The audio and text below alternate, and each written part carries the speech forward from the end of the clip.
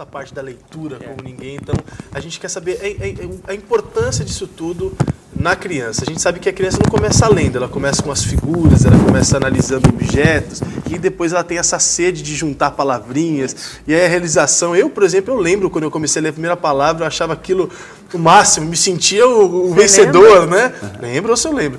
Nossa, me sentia o vencedor. Boa memória que ele tem. Pelo menos isso eu lembro, outras coisas não. Mas fala um pouco sobre essa importância, Gilberto. Olha, a inserção de uma criança na literatura é muito importante porque ajuda principalmente o desenvolvimento da criatividade dela. Tá?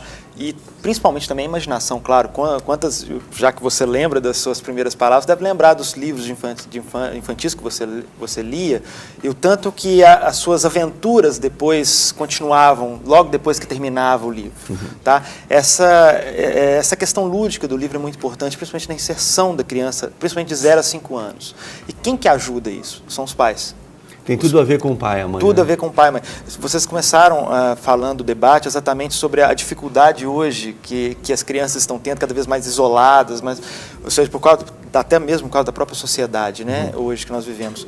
Acho que depende muito dos pais mudarem um pouco esse aspecto. E hoje a literatura tem sido uma boa arma para os pais ajudarem a combater essa solidão. Gilma, mesmo nesse mundo virtual, por exemplo, porque eu penso que deve ser um desafio para as Nossa, editoras tradicionais manter, por exemplo, o seu material atrativo como estímulo e incentivo no processo de aprendizado, porque a criança hoje ela prefere, você está aí segurando um tablet, por exemplo, o pai prefere às vezes dar um tablet para a criança, um tablet, ao invés de dar um livro, né? Então o desafio para o profissional da editora deve ser muito maior. Da continuidade. Muito. Até quando você vai falando, eu vou mostrar os livros que você trouxe, inclusive para sortear, aí você vai comentando já. Podia até pegar para a gente lá, Elcio, fazendo favor, para a gente abrir aqui, mostrar, tem jeito?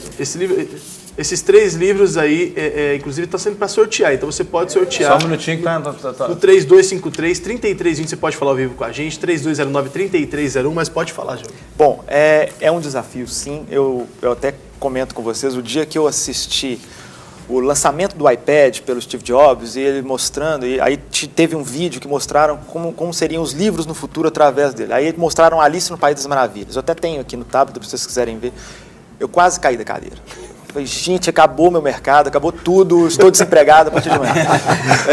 Porque era extremamente visual, tátil ao mesmo tempo, extremamente animado, e a história estava ali no fundo. Eu falei, caraca, desculpa. Eu falei, nossa, eu não... Caraca não é pecado. Caraca, não. Os cariocas estão liberados. Mas eu falei, gente, mudou tudo, acabou, mudou tudo.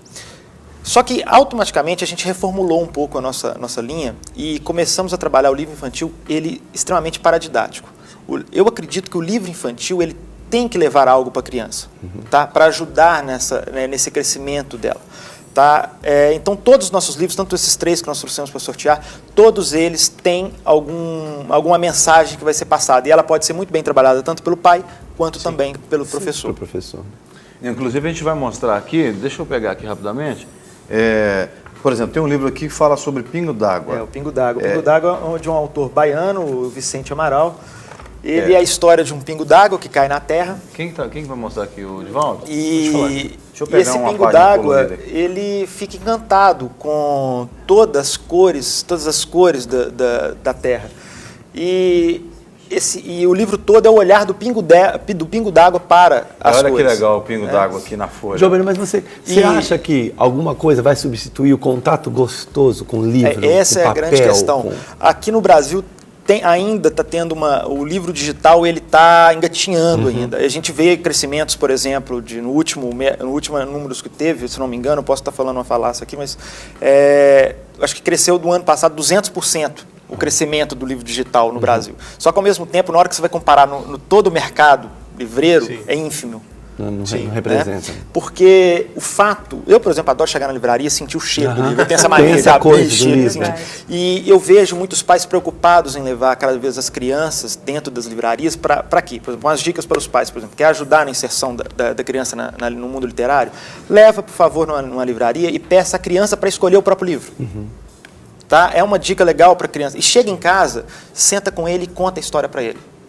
tá? Esse momento de família, esse momento do garoto poder ir lá, escolher o livro, o que ele vai ler, e depois o pai ler para ele, é muito importante. Olha, tem coisa interessante aqui, por exemplo, olha, esse livro, o título dele é Quando Falar é Fazer. Quando Falar é Fazer. Aí tem aqui, por exemplo, algumas coisas como, por exemplo, olha o sinal, faz cruzar a rua em segurança. Olha o papo do vovô, faz nascer a lembrança. Que legal. Olha aí outras coisas que falar faz. Olha o passarinho, faz uma foto da gente. Então, quer dizer, trabalha exatamente situações do dia a dia. Né, faz a criança viajar. Exatamente. Né? São 3 estilos diferentes aqui que a gente tem. Esse livro, por exemplo, a gente considera no campo editorial de trava-língua. Né? E ele basicamente trabalha as diferenças do fazer e do falar para a criança, em várias situações. Né? Tem uma parte dentro dele que eu acho muito legal, se puder mostrar, que é quando a criança pede permissão para sair de casa e ela pode receber um sim ou não. Mas se ela sai de casa sem a permissão, ela vai ter automaticamente uma consequência disso. Acho que está no meio do livro, mais ou menos. E a página simboliza muito as diferenças. Não, e fala inclusive de política aqui, olha, tem aqui está falando, tem uma parte que mostra direta já, fora, rei mandão, né? Diz assim, falar faz ainda outras coisas. Que tantas outras coisas faz, que fica muito por dizer, quando falar é fazer, quando fazer é falar.